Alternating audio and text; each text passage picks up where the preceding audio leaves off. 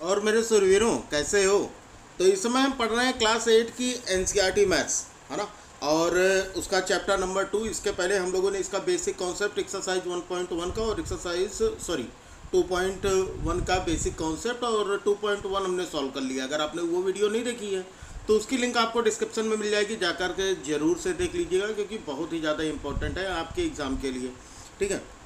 दूसरी चीज़, यहाँ पर linear equation in one variable, है ना, ये चैप्टर का नाम है। और आज हम करेंगे एक्सरसाइज 2.2 के बेसिक कॉन्सेप्ट को समझेंगे और इसके बुक के जितने भी एग्जांपल्स हैं उनको सॉल्व करेंगे।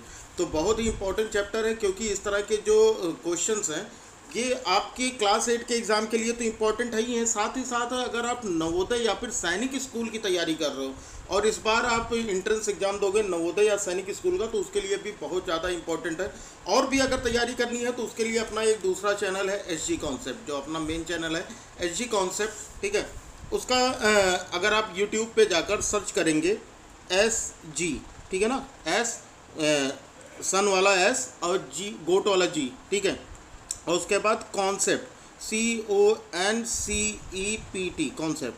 आप जाओगे तो यहाँ पर आपको बहुत सारे मटेरियल मिल जाएंगे नवोदय स्कूल और सैनिक स्कूल के एंट्रेंस एग्ज़ाम के लिए।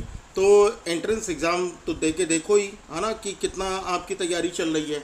अगर आपका सिलेक्शन हो जाता है तो आप इंडिया के टॉप स्कूल में पढ़ने का आपको मौका मिलेगा। चलो फिर हम देखते हैं एक्सरसाइज 2.2 और 2.2 के बेसिक कॉन्सेप्ट को समझते हैं। ठीक है।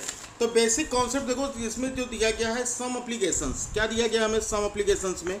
हमें सम एप्लीकेशन में दिया गया है कि we begin with simple example, बहुत ही साधारण से एग्जांपल से हम शुरू करते हैं। और सम जैसे एग्जांपल क्या दिया गया कि सम ऑफ 2 नंबर्स इज 74, मतलब 2 नंबर्स हैं उनका जो सम है यानी उनको प्लस करने पर 74 आता है। फिर कह रहा है one of the numbers is 10 more than the other, और जो एक नंबर है वो दूसरे से 10 ज़्यादा है। क्या है? 10 ज़्यादा है। ठीक है। व्हाट आर द नंबर्स, तो वो नंबर्स क्या होंगे? तो बहुत ही बढ़िया सा क्वेश्चन है। आप क्वेश्चन तो हमको समझ में आ ही गया।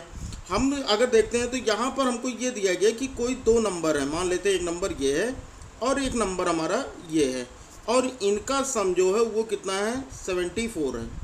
ठीक है। इतनी बात आ गई समझ में? तो ये 74 है। अब हमें करना क्या है बाबू?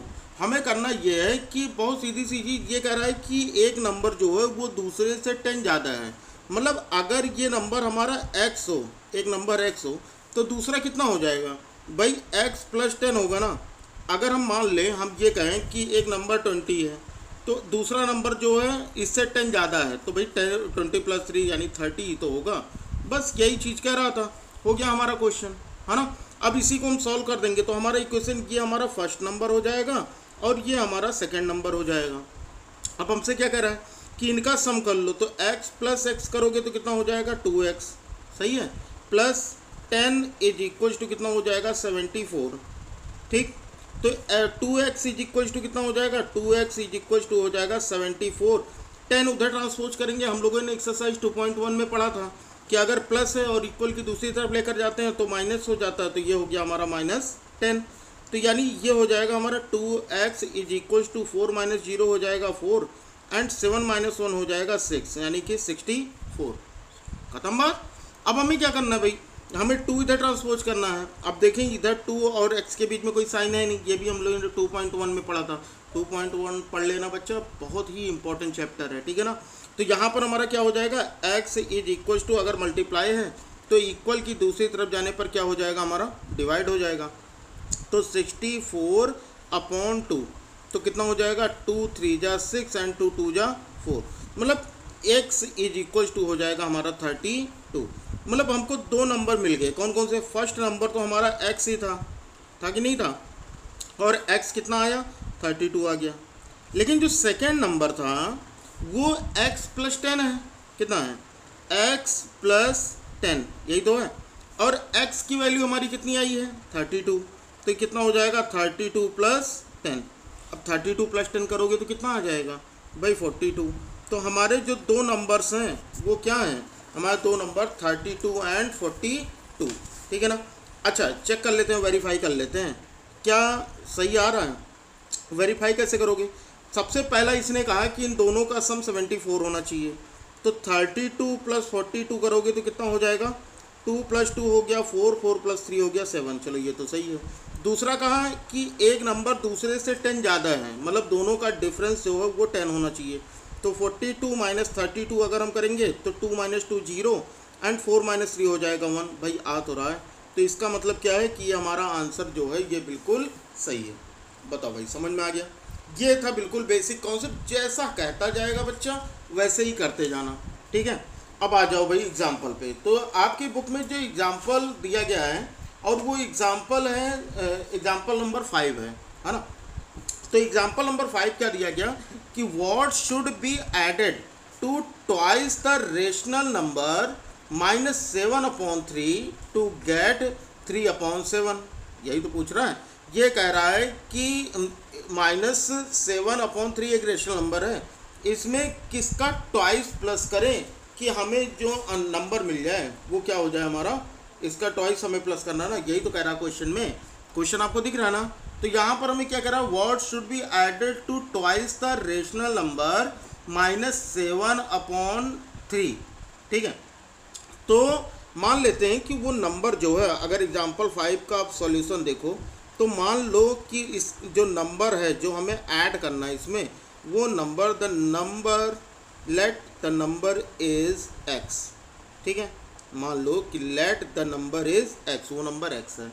अब अकॉर्डिंग टू द क्वेश्चन ना क्या कह रहा है हमें, ये कह रहा है कि इसमें किस रेशनल नंबर का -7/3 का ट्वाइस, तो 2 इंटू -7/3, ठीक है।